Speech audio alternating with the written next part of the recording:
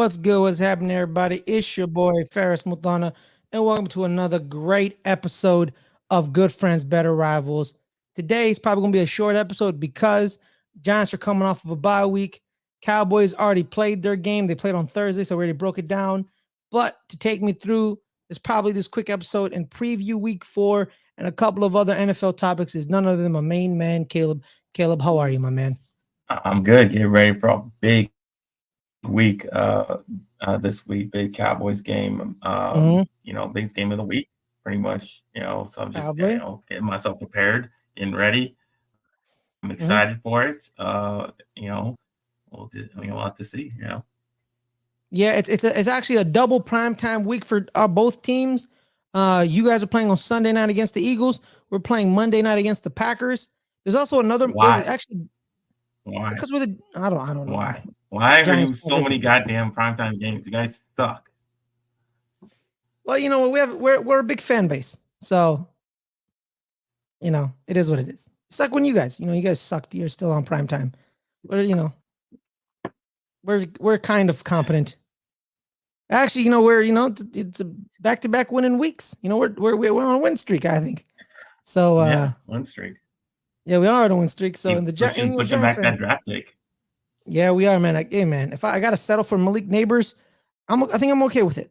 Cause the way I watch this brother, I watch He's a Giant podcast. Shout out to the main man Monte Cristo and Sal. Sal is not a content creator. They broke down the receiving. I believe they quarterbacks. I think they broke down quarterbacks. I think they broke down wide receivers. I have to double check. But Malik Neighbors, he's someone I have my eyes on. He's in the range from 6 to 10. So shout out to Malik. He's someone I got my eyes on. But overall, man, I've kind of transitioned over to the draft. I've been looking more at prospects lately. The games are the games. It is what it is. We won the bye week this week because nothing bad happened. Nothing bad happened. Unlike last year when we lost the bye week because Xavier McKinney broke his hand. This week, nothing happened. So there's still 5 games left, and you're looking at the draft. Yeah. I believe we still have a shot to make the playoffs, I think. Well, you're not eliminated. Yeah, we're not eliminated. I think actually a team has been eliminated from playoff contention. They are the Carolina Panthers. They're eliminated from playoff contention. Unfortunately, they don't own their pick this year. They're probably going to get the first pick overall. It goes to Chicago. Just bad business right there. But overall, nothing really much happened this week, if y'all win against this Packers, you're right there because they're vying for a playoff spot too. I think we go to 5 and 7. You somehow get that. Yeah, they'll be at 6 and 7. They'll be 6 and 7. You'll be 5 and 8. Right there. Right there. So yeah, we're actually still in the hunt. 49ers are probably likely to beat the Seahawks. Yeah. Vikings have I think the Vikings have a tough game. Who knows? Yeah. Who knows? It's the NFL. Any given Sunday, right? Any given Sunday. It happens all the time. I remember one year where it was the Broncos, the year the Broncos scored 1 million points. And Jacksonville had was 0-13 and the spread was 30. They're gonna lose by 30. And Jacksonville only lost by 1. I think they won. I think Denver won 23-22. So it was pretty close. Any given Sunday, anything can happen. Anything can happen. Houston winning last year, that cost them the number 1 overall pick, which kind of actually benefited them because they ended up getting CJ Stroud. So they should really thank Lovie Smith for that. Shout out to you, Lovie. But overall, pretty quiet. We actually had our first ever Friday night game, Black Friday game. We didn't really talk about it much. But I really want to because but we didn't really talk about it. But I think it's a bad idea. I don't like it. That's a bad idea. I don't like it, man. Why? I don't like Thursday night games either. I don't like those games. I believe those games they're mostly terrible. Well, no, also too, the rest, it's not good. It's not very good. I personally think every Thursday night game should be played between teams coming off of bye weeks. It's easy to do that. You can easily do that. Yeah. And you make Thursday night games divisional matchups. So they're all pretty highly contested. So yeah, I think they should do that more often. But what do I know? I'm just a fan who wants good football, but apparently I'm not allowed to have it on Thursday nights. Except last week between Cowboys Seahawks. Cowboys win 41-35. We already talked about that game. Only game. We already talked about the game, but pretty much over. Caleb, any other NFL news that caught your eye? Cowboys related or non-Cowboys related? Cowboys related. I mean, or non-Cowboys related. Mike McCarthy had his appendix out. Oh wow, he had an appendectomy. Yeah. Wow. I hope he's okay. Actually, I had my appendix taken out. He was right back in the facility the next day. So I mean, or 2 days. Oh, that means it didn't burst. Well, I think he got it removed, and then yeah. So yeah. But if it bursted, he would have stayed in the hospital for a couple of days. Yeah. I know from personal experience. That's pretty much. I know you had your appendix out too. Yeah. Could have died. It was very traumatic for you and all that stuff. Why you got to say it so flippantly, like, oh, you could have died, traumatic? I don't know, because you always tell the story like it was so dramatic and all that. Man. Yeah, Caleb, I almost became septic. Yeah, I almost died. Yes. I'm telling you what the doctor told me. Oh my God. It was so scary. I've cheated death twice, and I'm scared that I may not do it a third time. Very scared. I mean, we can let's play that out. No.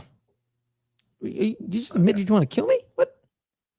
No, I didn't say I cared. I was like, see if you can escape death another time. No, I don't want to do that. In like a dangerous situation. No. And we'll see if you survive. Okay, calm down, Final Destination. Okay? All right? Chill out. All right? But you know what's crazy? I was watching Hard Knocks last night. I haven't finished episode 3, but I was watching episode 1 and 2. I finished them. In episode 2, Caleb, with the Miami Dolphins, the in-season Hard Knocks, episode 2, Caleb, is so soul crushing. It's so bad. It's so bad. Not bad in as in oh, it was a bad episode. Bad as in it was heartbreaking. It was heartbreaking. You know why? Why? Did you watch Hard Knocks? Are you watching the Miami Hard Knocks? I don't watch season 1. Okay, so they focus on the defensive line in episode 2. Bradley Chubb and all the offensive linemen, right? And they focus on Jalen Phillips. So they talk about Jalen Phillips, and they're talking about how he retired from football at UCLA because of injuries, but then he came back and went to the University of Miami, then was drafted by Miami Dolphins, and he's back and he's playing very well. He's a part of the 3 Jalens who are changing the Dolphins. And they're talking about his injuries and how he fought back from injuries. And the week of episode 2 is the Black Friday game against the Jets. And his Achilles pops in the game in real life. Is that the only reason why you brought up the Black Friday game from 2 weeks ago? Yeah. Pretty much. You could have prefaced that before you just let's bring up this game from. Yeah, you're right. No, you're right. You're right about that. But no, this episode's kind of it's kind of going to be light because, we already talked about the Cowboys game last week. The Giants didn't play this week. So we're honestly just previewing week 14.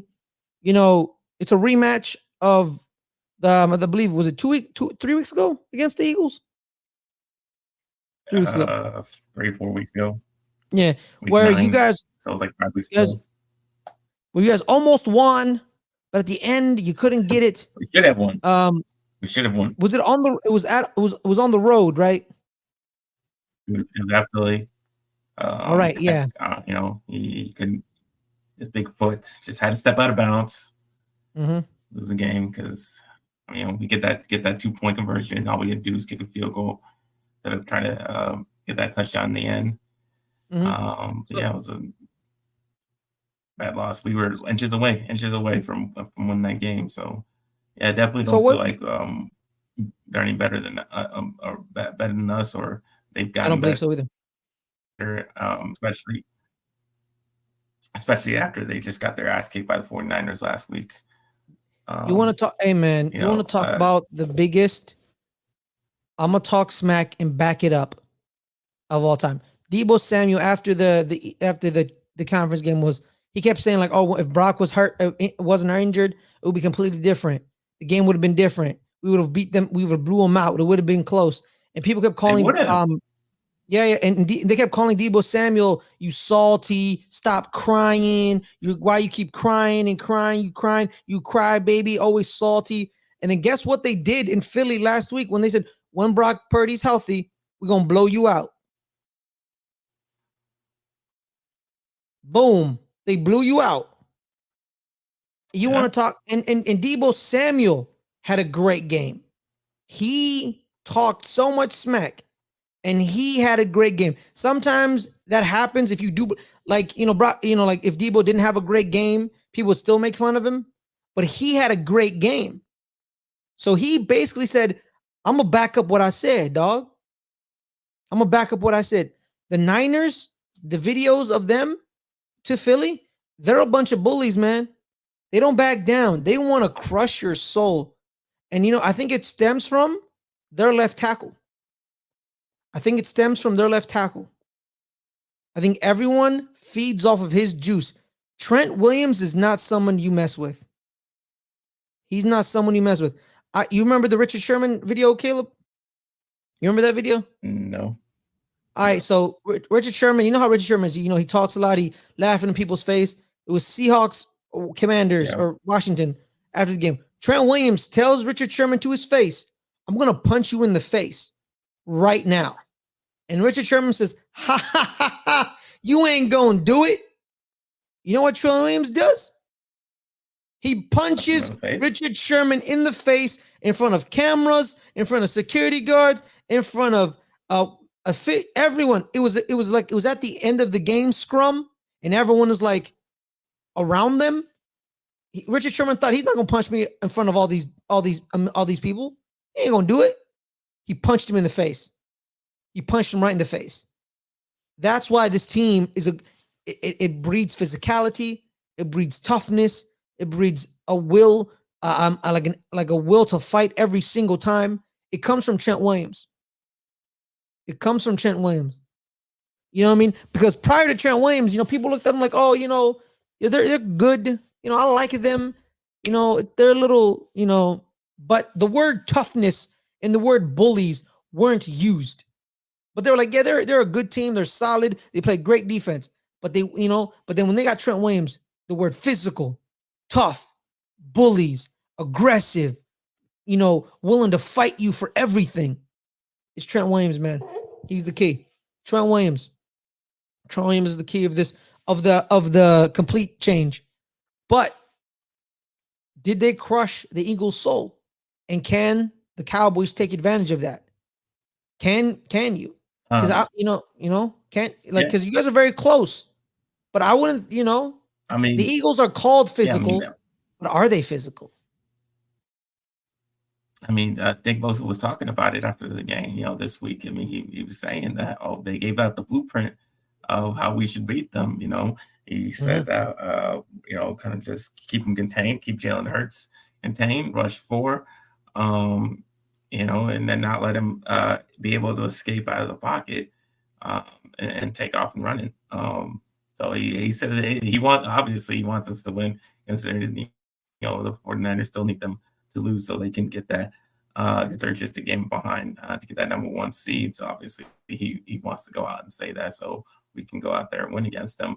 And that is it's it definitely worked for them considering how bad they beat up the Eagles.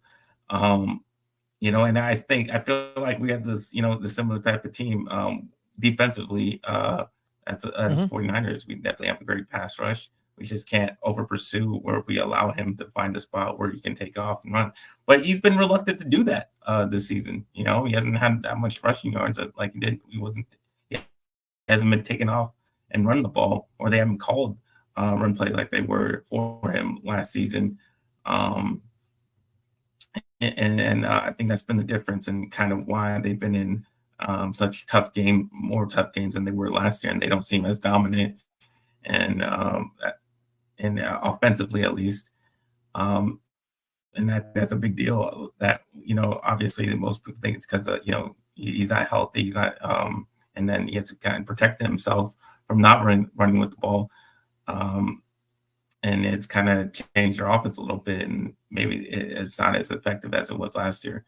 And if he's still hurt, he's still dealing with the injury. And also, if you want to talk about that Derek Carr comment, saying that because of his injury, because he can't get out of the pocket like he wants to and take off and run, that they should put Marcus Mariota because maybe he can read defenses better and throw the ball more effectively than Jalen Hurts can.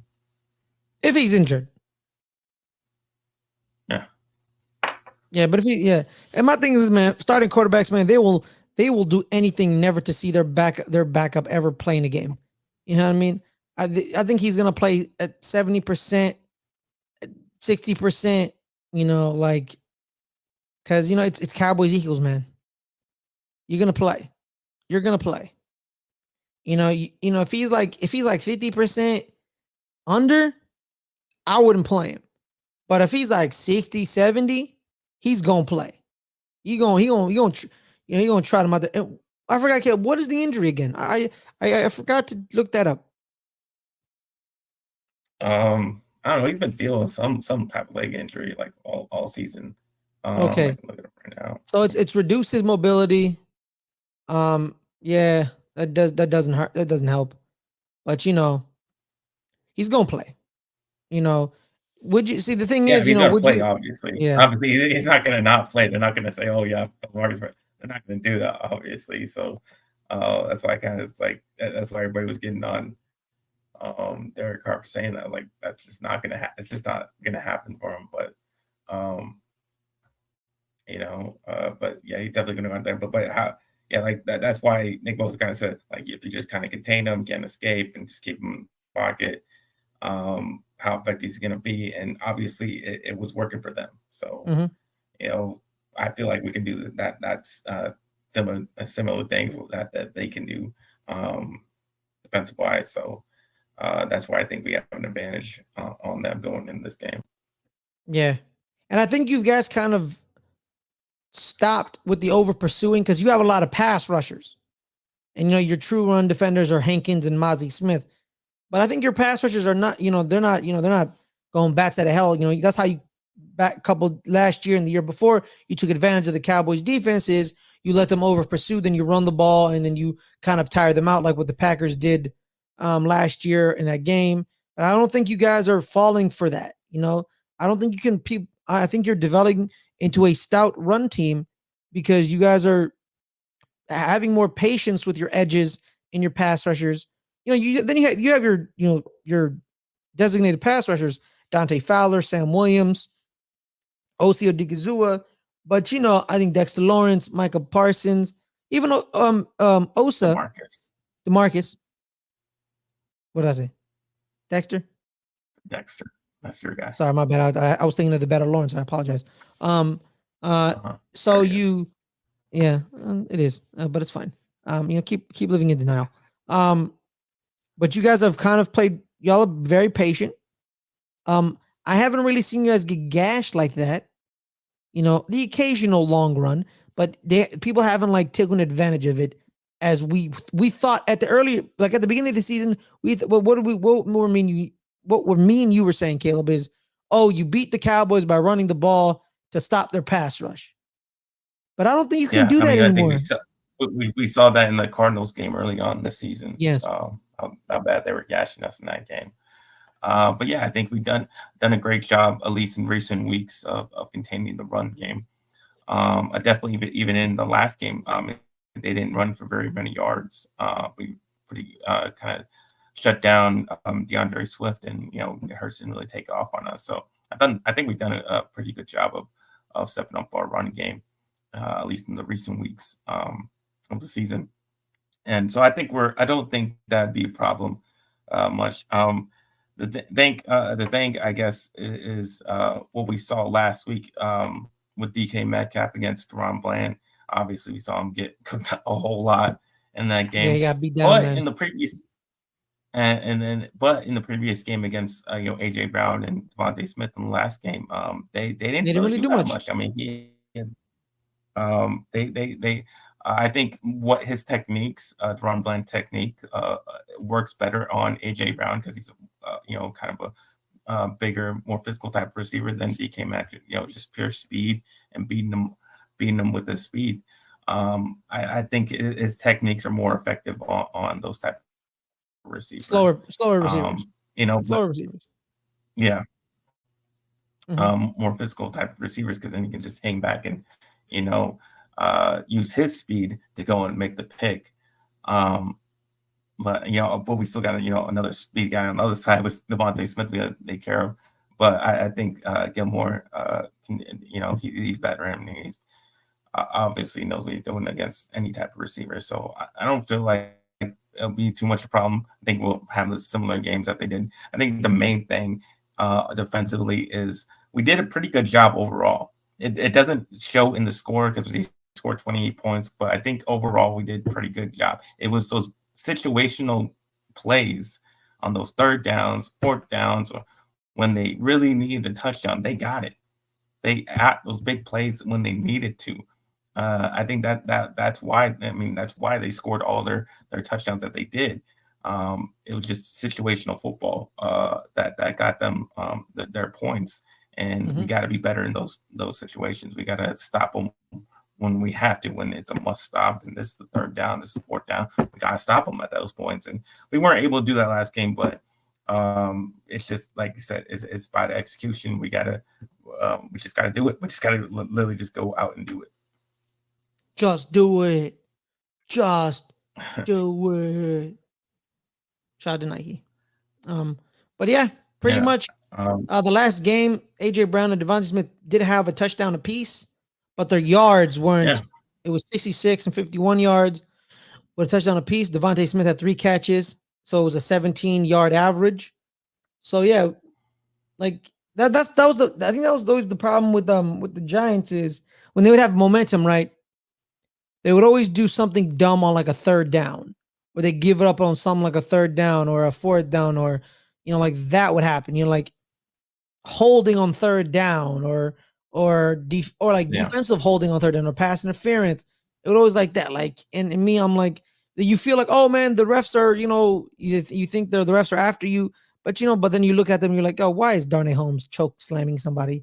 What is he doing? You know what I mean? It happens. So yeah, And so yeah, I it's mean, we had a lot of penalties against us mhm. last game. Obviously, Eagles just get all the calls all the time. Um, but Well, we just got to try actually, our best not Caleb, to that's be disciplined. incorrect. That's incorrect. So your guys' first matchup, y'all both had the same amount of penalties. I know it was split, but they had a bunch of penalties that weren't called. I mean, basically, you can call a flag on every single play that what's his name, the right tackle, Lane Lane Johnson. Johnson. Lane Johnson. You just I throw a flag. swear to God, You throw a man. flag on every single play. That Every man, he single play jumps that all the man does, sides. you throw a He flag. jumps. Oh my God. He's false starting on every play. Like, no, because Exactly. So there's so so the, many flags. You could throw 100 so the flags thing on that. is, right. So shout out to Duke Manyweather. I respect his opinion on offensive line. Him, Jeff Schwartz, and Brandon Thorne. I respect their opinions on them. Duke was explaining Jawan Taylor. Remember Jawan Taylor on the first game of the year when he was like literally lining up in the back of the end zone, like in the backfield, and he was kind of like moving his back foot. He was moving his back foot, and Duke said, "You can do that. You can move your back foot. You can reset your back foot." And I'm like, "Okay, cool." So I assumed, okay, so that's probably what Lane Johnson was doing. So then I watched more of Lane Johnson on the all 22. The man it's false start. It's He's just just he just moving. Like yeah, he's just he's moving not before the ball. yeah, he's not adjusting his back foot. His back foot is planted. He's standing and he jumps before the ball is snapped. Every single time. Every single time. Like I'm confused on like how people don't will see what he's man. And he Oh my God. And people don't call him a good tackle. It's easy to be a good tackle when you're cheating on every play. When you have a head start on Yeah. the other guy. You know what I mean? Like he's literally jumping every single time. Because I assumed, he may be adjusting his back foot, like Duke says. Because Duke, so that's why I kind of forgave Juwan Taylor. I did rip Juwan Taylor on I think LBHT stream that night. But then I kind of take it back because Duke explained it more on Twitter. I follow him on Twitter. And I always refer to it. Let's get him on the show. I want to talk to him. I want to talk offensive line with Duke Manyweather. But because I need him to explain Lane Johnson to me. Because he looks like he's false starting on all the time. I need to talk to Duke. I'm like, Duke, he's false starting, right, Duke? Brandon, Jeff, Andrew Whitworth, he's false starting. Because it has to be. Either my eyes are messing with me, or I don't understand offensive line. Either I'm right and he's false starting, or I don't understand offensive line. I don't. And I want to learn. But it looks like he's false starting on every play. I don't get it. I don't understand. Yeah. And just to get into the other side of the ball, the offensively, I mean, Dak, that's always played great against the Eagles. I mean, the last game he had put up great stats against them. The thing that concerns me is the protection. Last game, Terrence Steele got worked in that game. He was bad. He was pretty bad. He's bounced back fantastically since that game. He's done really well. He's been really solid on that right side. It was just in that game. I don't know. It didn't matter if it was on Reddick was on him. Didn't matter if Brandon Graham was on him. Didn't matter who was on him. They were getting through him. Hopefully learn from that. That's all you can do is learn from that, and hopefully he's better this time, because I think that's the one concerning thing we have offensively. If we can't protect Dak, then like we did on that last drive, we just kept moving backwards, and that's what lost us the game. And I think that's the only thing that can lose us this game. We don't protect Dak, because if he has time, he's going to pick apart this defense. I mean, this secondary is terrible. They've been terrible all season. So if Dak can just sit there and find his receivers, I mean, it's going to be good. It's going to be an easy day for him. So I mean, Dak just, like I said, Dak's been great. He just needs to keep playing great, and I think he will. I think that's exactly what's going to happen. This game is important for both teams. It's probably more important for the Eagles, honestly, because the Eagles need the number one seed. Because if they need to keep the game over the 49ers. Yes. In the fact that this is after this game, they got the Seahawks, the Giants twice, and the Cardinals. It's a much easier, more probable, I would say, that they're going to run the table after this game. Whether they win or lose this game. It's more probable that they're going to win the rest of their games. So calm down. If they win, they're gonna. I mean, come on, Ferris, come on. Well, why is it that I always gotta be honest with my team, but you're always delusional about your team? I have How am I delusional? No, whatever. Okay. My team is good. I mean, what do you want me to say? No. There's been good. No, because I remember when we looked at if we were doing the show back in 2020, I would have said, okay, we're gonna lose this week. Okay. How about 2008? But we've been good. I mean, we've won 12 games the last 2 seasons, and we're 9-3 this season. What do you want me to say? Okay. How's that being delusional? All right, it's a good point. And why can't your team suck? I hate you. But all right, continue. To get back to my point, they look like you're probably gonna the more probable to run the table. So if they get the win, they'll get the number 1 seed, and they'll get the home field advantage and the first round bye.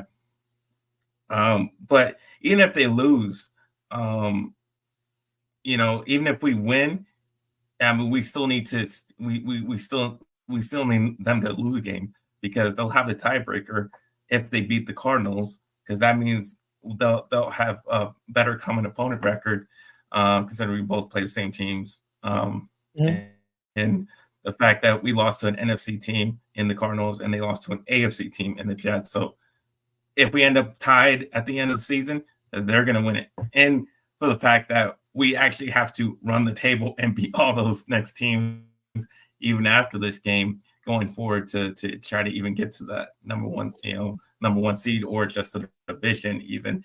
And that's probably less probable than what the Eagles have in front of them. And that's why I think it's more important for the Eagles. Because you have, after the Eagles game, you have Bills, Dolphins, Cowboys, Commanders. Very tough game. There's Caleb. I'm gonna be honest with you.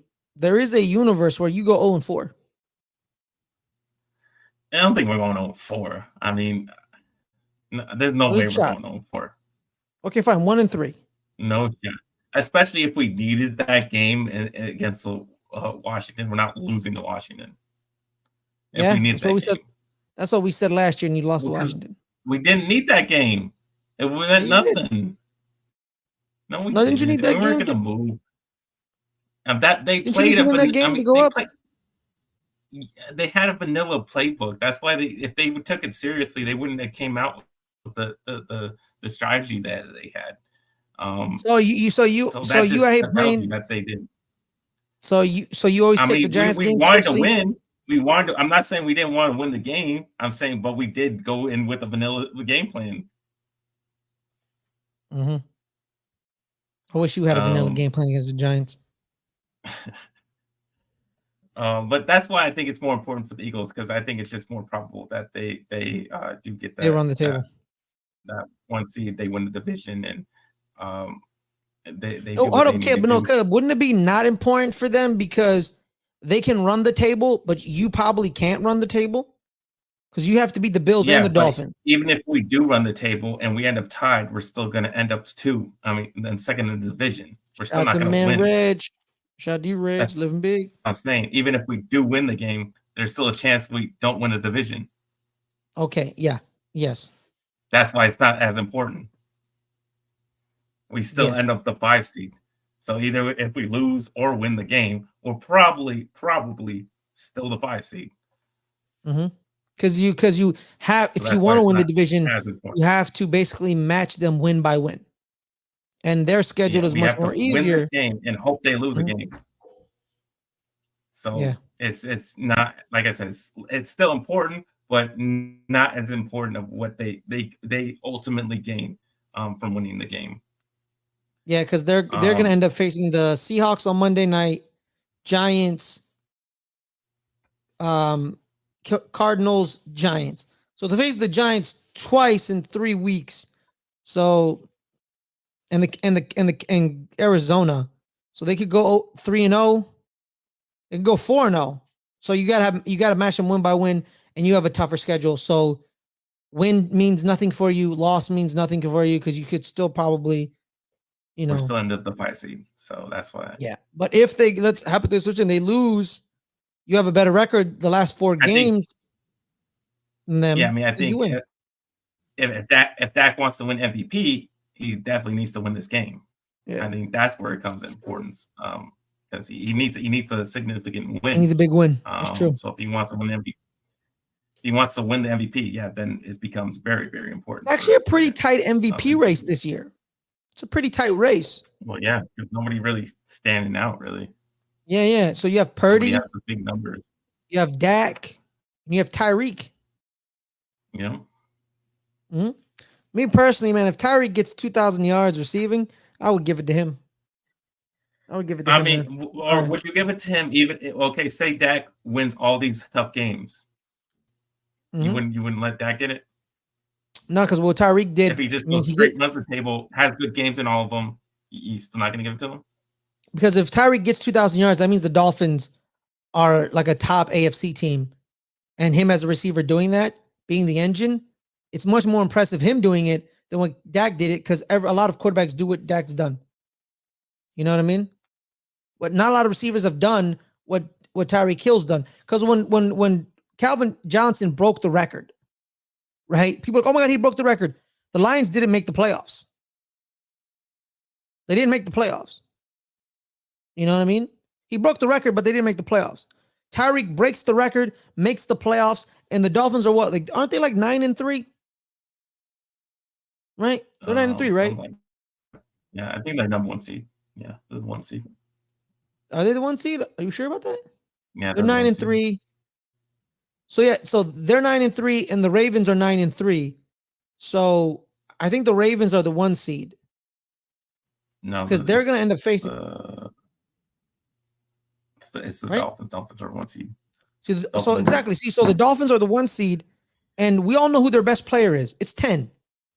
It's 10. Yeah. No. I like how the Dolphins are the only team where you know for a fact it's the weapons, not the quarterback.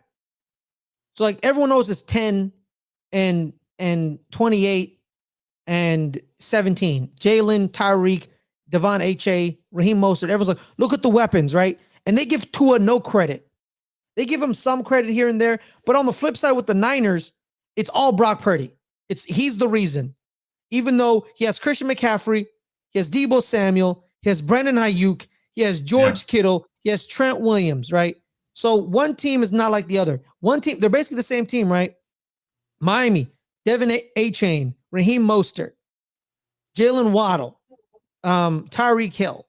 You know what I mean? And they got both offensive coaches and, Shanahan and McDaniel. So exactly. So like very similar coaches. But the Dolphins, everyone's like, Tyreek Hill's the man. So Tyreek Hill's the man. He's the MVP. But on the Niners, it's like, it's Brock Purdy. No, it's not Brock Purdy. It's 23. It's CMC. He makes the team run. He's the engine. Right? The win streak last year started when they traded for him. The following week, when he started, it was him. He's the engine. Because the winning streak started with Jimmy Garoppolo. And then Jimmy Garoppolo broke his foot against Miami last year. But they still won the game against Miami because of 23. 23 is key. Him in 19. And just like Miami, 10, it's 10. 10's the engine. Miami, everyone says Tyreek's the guy. The Niners, a little weird saying like, oh, it's Brock Purdy. No, it's not. Purdy, Tua, same player. Yeah, I said it. Pretty damn and that's fine. No, that's fine too. They're system quarterbacks. One's a lefty. You want the system quarterback. You want the system quarterback, man. You want the quarterback who fits your system. You want that. People talk about like, oh, they use system quarterback as like a derogatory term. Why? Don't you want a quarterback that fits your system, that can make your system accentuate it? The system sucks, not the player. You know what I mean? If the player fails and he's a system quarterback, that means the system doesn't work. You need to change the system. That means your system is not good. You know? Kyle Shanahan has a system. He has a system. Brock Purdy fits it perfectly. It's amazing. And he's playing very well. Good for him. I am happy for him. This is what you want. This is what you want. Tua plays very well in Mike McDaniel's system. This is what you want. You want that. You know what I mean? Patrick Mahomes, on occasion, has not looked good in Andy Reid's system. People don't want to talk about it. But there are games where Patrick Mahomes does not look good under Andy Reid. He's throwing ducks. He's throwing interceptions. That you're like, why are you throwing that interception? That does not look good. The game against the Jets earlier in the season, I can say confidently, Patrick Mahomes did not play well. He did not play well. But Patrick Mahomes is Patrick Mahomes. He is the system. So when he's not playing well, the system isn't well. So we'll see that. And now people are blaming the receivers. Like, hey, homeboy, welcome to what Lamar Jackson has had to deal with his entire time in Baltimore. All right. And now it's like, oh, give him all the weapons. But Lamar Jackson had to throw to Devin Duvernay and you know, who else? Willie Snead and you can't see the fact that you don't even know their names is the point. I hang out with Ravens fans. I should know this. I'm James, like, you know what I mean? So like, miss me with you're feeling what Lamar Jackson has felt in Baltimore the entire time. Where in Baltimore, he's the system. He's the system. Give him the ball, throw the ball, run the ball. So, yeah, So I think I would give it to Tyreek Hill. If the Dolphins get the number 1 seed, he has over 2,000 yards receiving. You give it to him. You give it to him, man. You give it to him.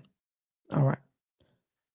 But Yeah, okay, now let's. just want to wrap it. So Yeah, I just yeah, want to wrap it wrap up, up the Caleb. game. Give me My a score. score. Give me a score. Also give me a score. Yeah. Well, I just want to bring up one fact that they brought the excuse of why the Eagles lost because they didn't have a lot of rest. They were they played so many games in this many days. It's like the Cowboys do that every single year. We played back-to-back Thursday night games every year. So that I thought that was a stupid excuse. So that they're beat up, and if they are all beat up and all not rested, well, then they're going to come into this game with the Cowboys having 10 days rest, and they're going to be all beat up from getting their ass kicked by the Niners. So I like us to just kick their ass. It's going to be a blowout, 37-14. Okay. Whoa. All right. 37-14. All right. Now let's flip it over to the other boys in blue. The New York Giants are hosting the Green Bay Packers on Monday Night Football. One of 2 Monday night games, which I'm going to be honest with you, is so stupid. You know why?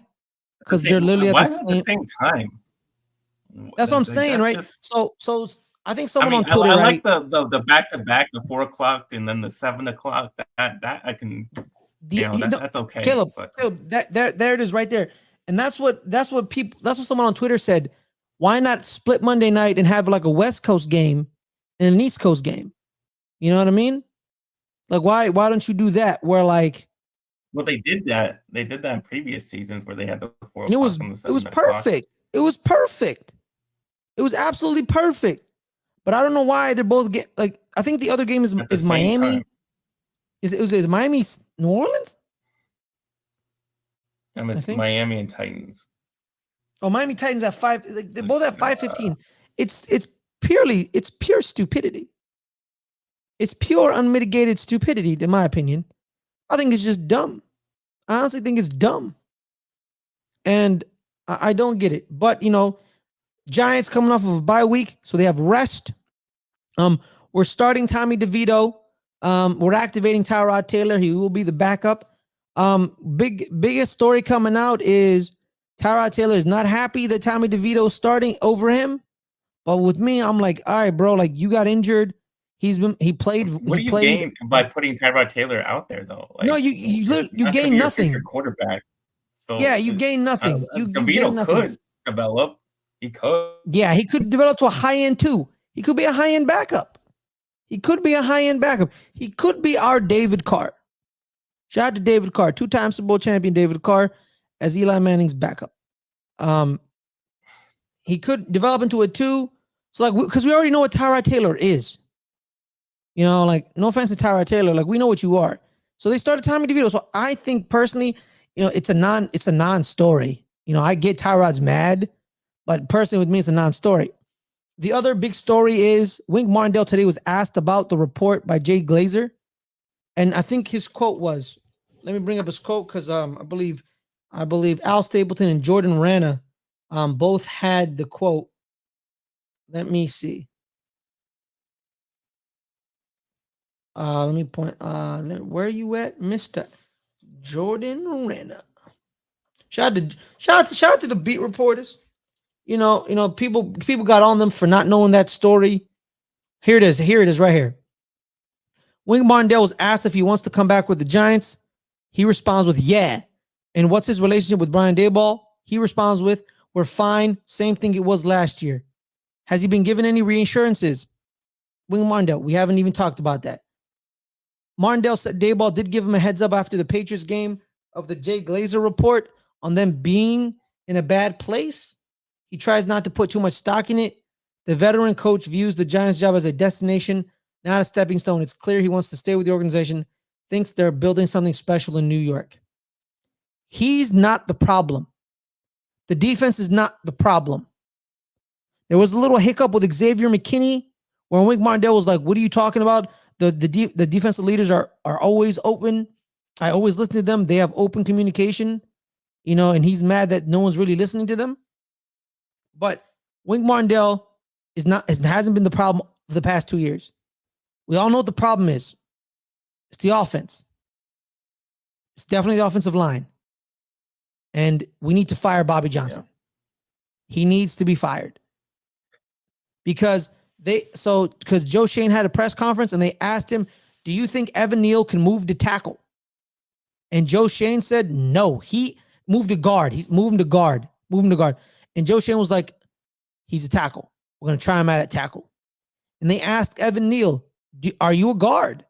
Are you really a guard instead of a tackle? And he said, when I was born, when I came out the womb, I was born a tackle. So something is off. Evan Neal wants to be a tackle. Joe Schoen thinks he's a tackle.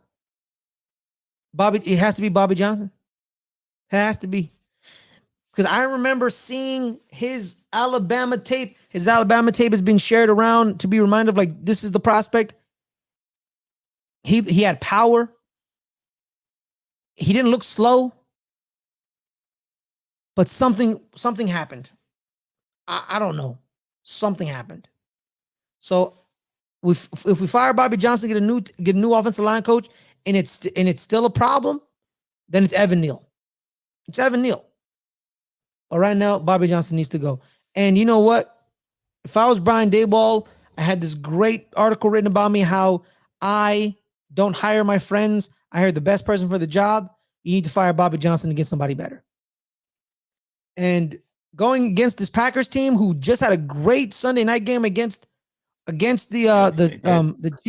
Chiefs, they beat them down, man. They played them off. Jordan Love outplayed Patrick Mahomes.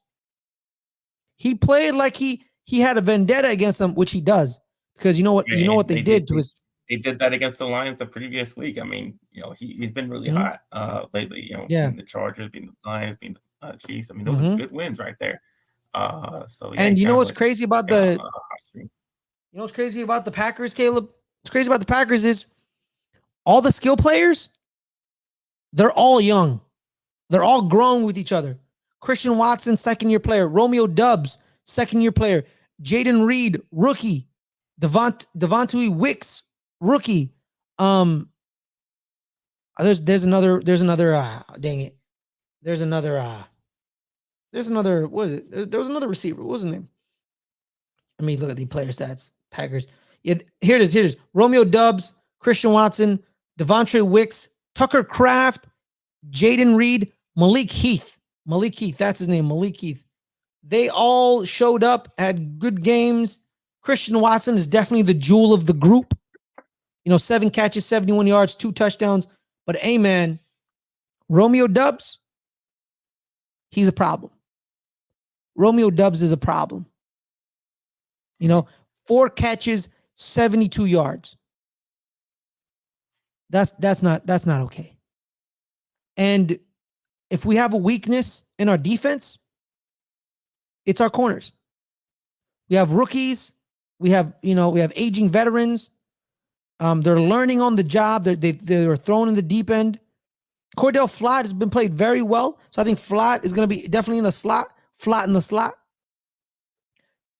Deontay Banks. Tay Banks, baby. Close the bank on the Monday. So we'll see about that. Because he's definitely going to get matched up against Romeo Doubs or Christian Watson. Probably Romeo Doubs, because Adoree Jackson's probably going to get Watson because Adoree's slightly faster. But I would put Banks on Watson, because Watson's also a little banged up, so we'll see about that. But Jaden Reed is also a problem, so make sure to be wary of him.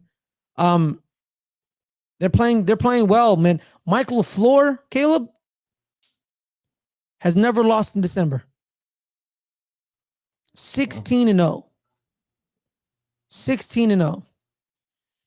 I remember there was this great stat last year when they were against the Ravens, when they said Lamar Jackson has never lost to an NFC team. And guess what the Giants did? They're that one loss on his record. They keep bringing it up. They'd be like, oh yeah, man, Lamar Jackson, he's 18-1 against the NFC. Who's that one? That's us. Same thing with Mike LaFleur. People are like, this year, man, Mike LaFleur, he's 16-0 in December. That's cute. We'll see if you 16-0 after you 17-0 after this week. We'll see about it. Can we do it? Any given Sunday, or any given Monday. Well, I think you got some things going for you. I mean, obviously the offside Dexter is Lawrence is terrible. back. You know, Dexter Lawrence is back. yeah, He's back. but it's, in the last two games, you did see the Lions run the ball on them pretty well. The Chiefs ran the ball well on them. So the one thing you guys got is Saquon Barkley in the backfield to run the ball on them. So they they are give up. vulnerable in that way. I believe they give up 136 yards rushing a game. They are the third they're pretty bad. right here. They are the third worst rushing defense in the game at 136.3, tied with the New York Giants at 136.1. So they're pretty bad. So beside the Big Reg, he's a Ravens fan. He said, yeah, y'all got lucky. That strip sack by Kayvon Thibodeau wasn't lucky. That's all I got to say. And that interception by, wasn't also lucky. So, rewatch the game. Sugar men. So, yeah, the teams that are worse than the Packers are the Cardinals and the Broncos. The Cardinals at 139.3 and the Broncos at 149.7 rushing yards a game. Ooh, that's nasty. So we can run the ball. If we want to run the ball, the thing is, are we going to run the ball? Are we going to run the ball? You know what I mean? Because, hey, man, there was one game where it was against the Jets where he ran the ball like almost 40 times. Everyone knew who was getting the ball. Everyone knew it. And that was when that's when they were scared to allow Tommy DeVito to throw. They have allowed Tommy DeVito to throw on occasion. I know it was the Commanders. He got sacked a bunch of times, but he got back up and he slung it. He was ready. He's ready to throw it deep. You know what I mean? Against the that's Patriots. the thing. I think it's whether you can run the ball or not is really dependent on the defense holding them. The defense has to, some way, somehow contain what Jordan Love has been doing, which I don't see that. I just don't see that happening. To be honest, I think it's just not going to happen. Jordan Love is going to probably go off on, and probably have another good game. Probably. So probably. Yeah. But my thing is this, man. Probably you guys going to lose. Yeah, probably going to lose. You're probably right. But I say is this, man. See if Jalen Hyatt gets another good week. Because last week, man, it was against the Patriots defense run by Bill Belichick. 4 catches, 100 yards. 4 catches, 100 yards. I know we only won 10-7, but that element of blowing the top off the defense was still there. So 4 catches, 100 yards looked good for Jalen Hyatt. Let's see if he can keep that going because he's against Jair Alexander. People don't talk about Jair Alexander a lot, Caleb. You know what I mean? But Jair Alexander has been one of the best corners in the NFL since the day he stepped on the field. You know what I mean? Out of Louisville. He is not a man to be messed with. He will stuff you in a locker. You know what I mean? He once shut down Justin Jefferson.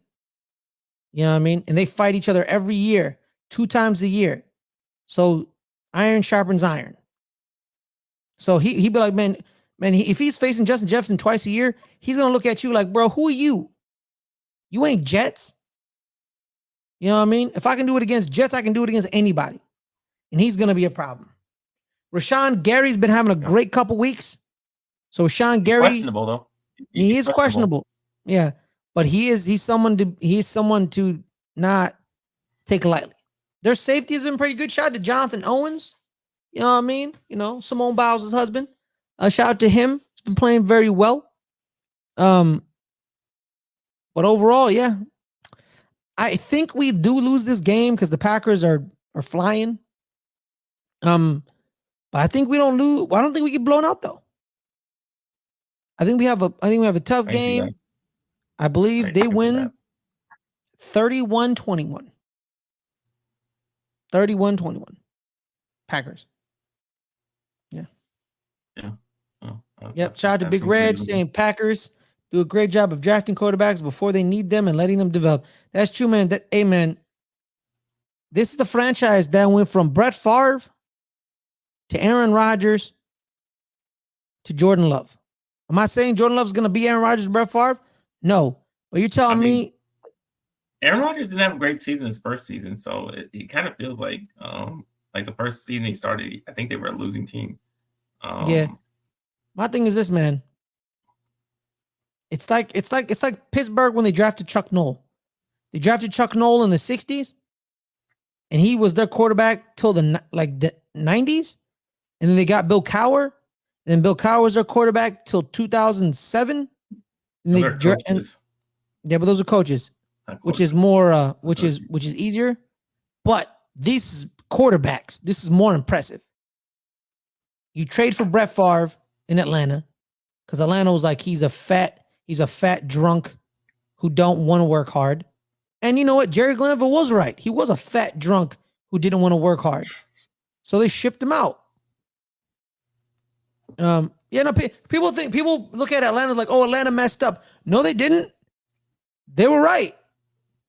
He was a fat drunk. You know what I mean?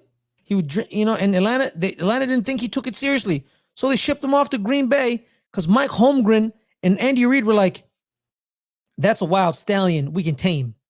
And they did. They tamed him. They tamed him. And I just think what the Packers have done with their quarterbacks is absolutely tremendous. And I'm a little jealous of them. Because we drafted Eli Manning. Then after Eli Manning, we had Daniel Jones, Geno Smith, Jake Fromm, Mike Glennon, Tyrod Taylor, Tommy DeVito. It's been, yeah. Paisan! Yeah, but Packers win 31-21. All right, guys. Thank you so much. I think that comes to the end of it. Caleb, where can people find you, my man? Yes, it wasn't a short show after all. No, it wasn't. It wasn't. No, it wasn't. Absolutely not. Yeah, we lied to ourselves, didn't we, Caleb? Yeah, we did. But you can find me at NFL Caleb22 on Instagram and Twitter /X. You can find me on this channel on Wednesday nights at 8 o'clock Pacific time, doing betting the NFL. So yeah, all we do, pick the 5 best bets of the week, and we make you guys money. So please tune in for that if you guys like making money. All right, y'all. My name is Ferris Muthana. You can find me at Ferris Muthana on Twitter, at _Ferris_Muthana on Instagram. You find me here every Friday, 3 o'clock Pacific.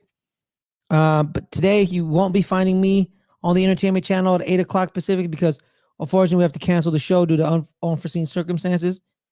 So yeah, we'll see you guys next week for that show. You do? Well, why?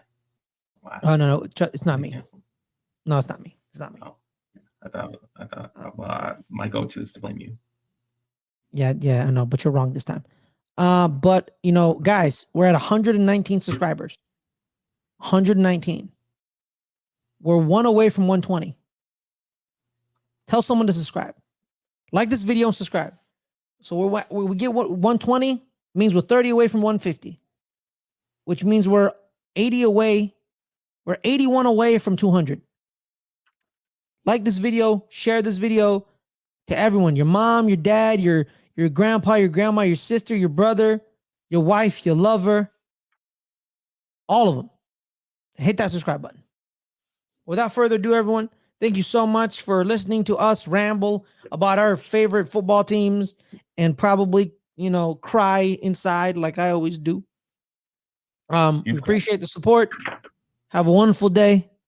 Stay safe and be smooth. Peace.